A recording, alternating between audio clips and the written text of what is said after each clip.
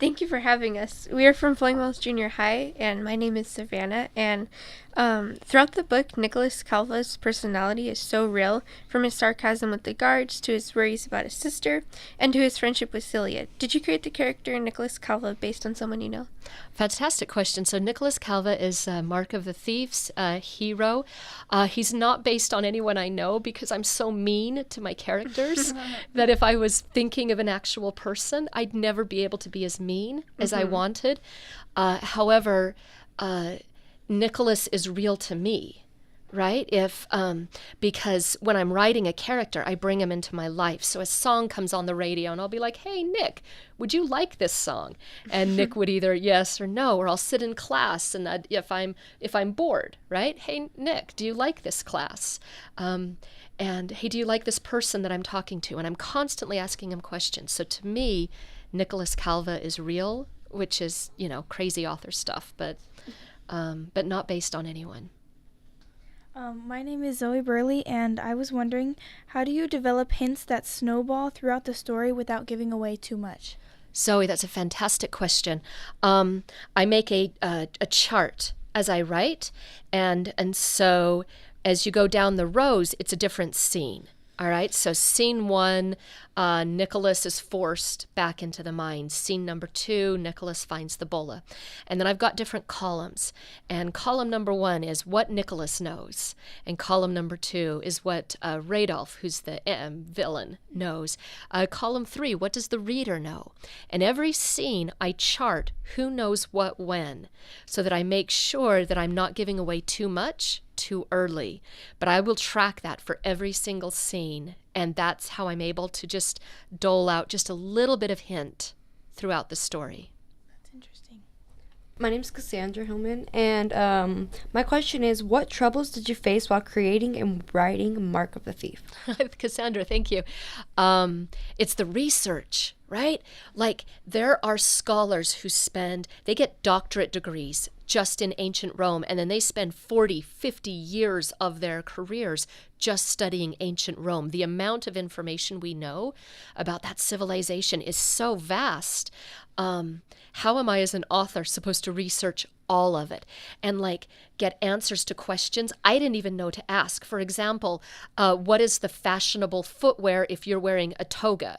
Because that's a thing, right? If you were wearing a toga, you wouldn't wear a sandal. That was in bad taste. Sort of like us wearing socks with sandals, right? But I didn't know to answer that question. I had to stumble upon it in research. I didn't know that in the Colosseum, they would color the sand for different events. So, it was questions I didn't even know to ask. So my biggest challenge was getting my arms around all of the research and keeping it accurate so that the world I present is Rome. I'm Michael Kellogg, and my question is, with all the mythological creatures, why did you choose the griffin? Michael, I just actually really love the griffin. I just think the griffin is fantastic. The griffin is also Roman. If you look at a lot of the Roman symbolism of ancient Rome, you'll see images of the griffin presented there frequently. And so it was a natural animal to choose, but also just one that I genuinely wish we still had. I mean, wouldn't we all like to ride a griffin around? Right? My name is Nicholas Elwood, and I just wanted to congratulate you on winning the Rebecca Caudill Award for your book, Night Divided. And I was wondering, how did you decide to write about the Berlin Wall?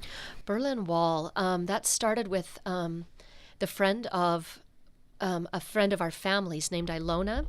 Ilona was born into East Germany, and the situation of her family became so bad that they were reduced to every member in the family only got one meal a day, and the meal was a mayonnaise sandwich. And they thought, nope, we've got to get out. Well, Mom and Dad were going to leave in the countryside because the wall wasn't up, the border's not as well marked, but Ilona is only 5. And they didn't want to take a 5-year-old girl running through the countryside, because what if it's bad weather or they're sleeping in a barn? They didn't know. So Grandma and Grandpa lived in West Germany and were going to come over by train. They were going to return on that same train with Ilona, but they can't put her on the seat beside them. She has no papers. At age 5, Ilona was drugged, put to sleep, and hidden in the baggage car of the train beneath a pile of hay, where her grandparents knew full well that car will be searched at the border, and if Ilona so much as rolls over in her sleep, she will be sent back to East Germany alone, and her grandparents would either be arrested or executed on the spot. And I heard this story and I thought, I want to write about the people of East Germany. My question is, how did you make the book more for children by putting in action, but still made it educational that parents and teachers would use as a learning resource? Oh, thank you. You know what? I don't worry about, is it a learning resource or whatever. I write the story that is fascinating to me, but the history is fascinating to me, and the adventure is fascinating to me. And so if it's something that teachers are like, hey, I can use this to teach ancient Rome, great. But really, I'm just writing something that I'm going to enjoy and get really excited about. So that's my primary concern. And the fact that kids like it, teachers like it, that's just bonus. I noticed you used Julius Caesar and the setting of Rome in your book, which reminds me of the play Julius Caesar written by Shakespeare. Were you ever inspired by Shakespeare? Oh, Shakespeare is fantastic when performed, right? Read in English class, it just sucks the life out of the brilliance that he had. But if you see Shakespeare performed, you realize his stories are timeless, his words are timeless, his humor is still funny today. The play of Julius Caesar didn't necessarily inspire me, but the history did, of Julius Caesar having claimed to have come from the gods. All I did is just ask the question, what if Caesar was telling the truth? Another question that I have is, what is your relationship like? When did you start liking dragons to where you put them into your books as one of the favorites of most of the characters? Fantastic. Oh, I love dragons, right? Do you know when I think I've always been fascinated by dragons, and I think most have, but the dragon in the Hobbit movie, I was like terrified by that dragon and in love with that dragon at the same time. And so I love writing. In Trader's Game 2, you're going to see the introduction of dragons, and I just love those for creatures. I have read all of your books, and they are all very different. How do you know what is next while contributing to the overall plot without repeating yourself? Thanks, Zoe. When I'm writing, I because every author has a dozen or more ideas competing for their attention all the time. You look for the idea that is just kind of shouting at you the loudest, and that can be a bit challenging. But for me, I don't like to just do what I've always done, and so I will give preference to an idea that is going to challenge me in a new way, that it's a different idea, or it's a different time setting, or it's working with a different magic system, or if I've written a boy character, I want to try a girl character, and that variety keeps me challenged, because as long as I'm challenged, I'm writing interesting things. If I don't challenge myself, I become boring and stale, so I'll never go there. My second question is, what lessons do you want your readers to learn from your books? Every reader comes at a book from a different perspective. And so I'm not going to prescribe to the reader the lesson that they should learn. That's up to the reader. Some will read, for example, Mark of the Thief, and they will come away with the idea that, hey, every person has value. Some will come away from the idea of loyalty and friendship. Some will just walk away and just say, hey, ancient Rome is really cool. And so whatever you as the reader draw from the book, that's your connection from the book. I'm just going to build the world. You get to explore in it and pull from that world the lesson that you probably need most in the moment. But I'm not there to lecture to the kids or to be like, this is the moral of the story, right? Like you'll find it because you'll find the message that you need at that time. Thank you. So, in Trader's Game, you kind of jumped around in his technology, and magic. So I was wondering, what caused you to jump around? Michael, I wanted to build a medieval world that you hadn't seen before. So it was thrusting bits of technology that might seem familiar today into this medieval world and using it for magic. So I see the villain, Lord Endrick, as someone who's just way ahead of his time because he can do so much with it. And so he's introduced, for example, the tablet, which is kind of like a modern day tablet where it can just, send out messages if you have them. If you have a tablet, they'll communicate.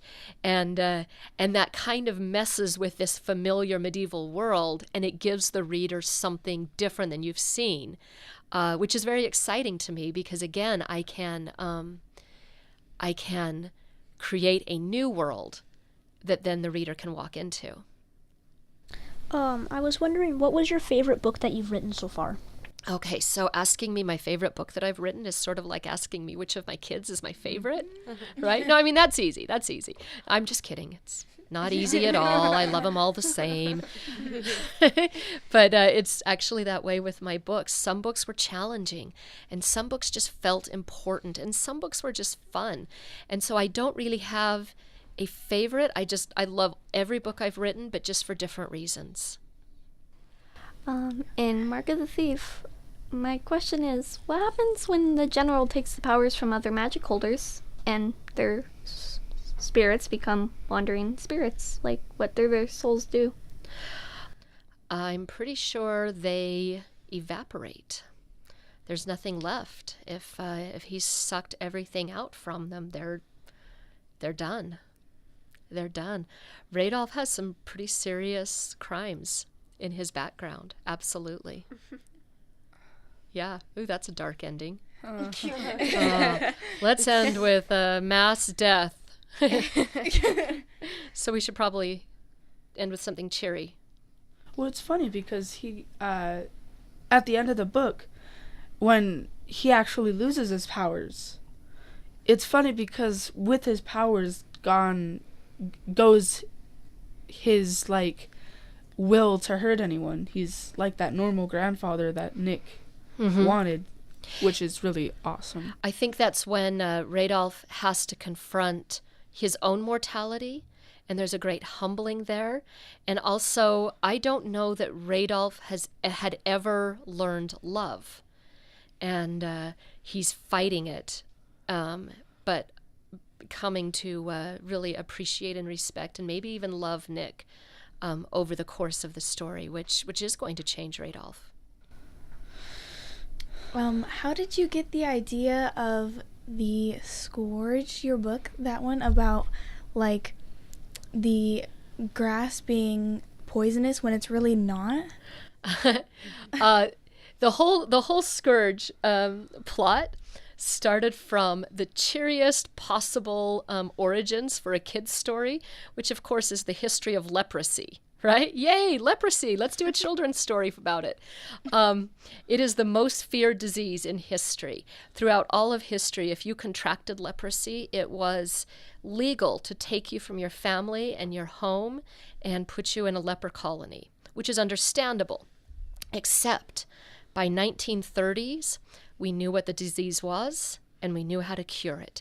And it wasn't even difficult. It's bacterial. And yet it was still legal in many parts of the world to take someone from their home and put them in a leper colony for a disease we could cure. There are still people alive today living in former leper colonies. They have no home to go to. And I realized the colony, it was not about the disease, it was about the fear. And I realized if you could make a population afraid of something enough, you could control them. So the Scourge and everything that's built around the Scourge, it's not so much about what the Scourge is, it's about how leadership uses fear to control people and why we shouldn't play in to the fear-mongering of leaders. Leading on to that, when you're focused on, trying to build a story off of it, do you do any pre-writing? Oh, I always do pre-writing. Pre-writing is what I call it is it's called like, does the story have legs? Meaning, can my idea walk with me all the way through 200, 300 pages? And so the pre-write, it's a test, and it's me playing with the characters, playing with the concept, and I'll know at the end of a pre-write if the idea has legs to go forward. So it's a very important part of the process. Thank you. Do you ever get rid of books that you think like don't have legs? Story ideas? Yeah, like you just like forget about them, throw them in the garbage, or? No, I never throw an idea away. I write it down, and I keep it, because that idea will probably evolve somewhere else. If it doesn't have legs, maybe it only comes through as a subplot, or it might one day be kind of the seed for a better, bigger idea. But I will always follow. I will save every idea I have. Every idea has value, and so I never just trash an idea. So Nicholas and his family have ended up in Britannia. I was wondering, are you planning on writing any more about that certain character's life, or? Oh, it's funny because I hadn't, but then I've gotten so much feedback from fans of like, but what happens next? What happens next? So maybe one day, because the very last scene when Nicholas, and you know what happens at the very last scene, it does kind of suggest there should be more story. So maybe one day. So like flow in your writing, how do you do that? I ask myself all the way along, what is the most logical next thing to happen? And so instead of me kind of forcing plot down my characters' throats, I say, if for these characters in this situation right now, what is the logical next thing for them to do? So I don't lead the characters, I follow them. And that creates a very natural flow.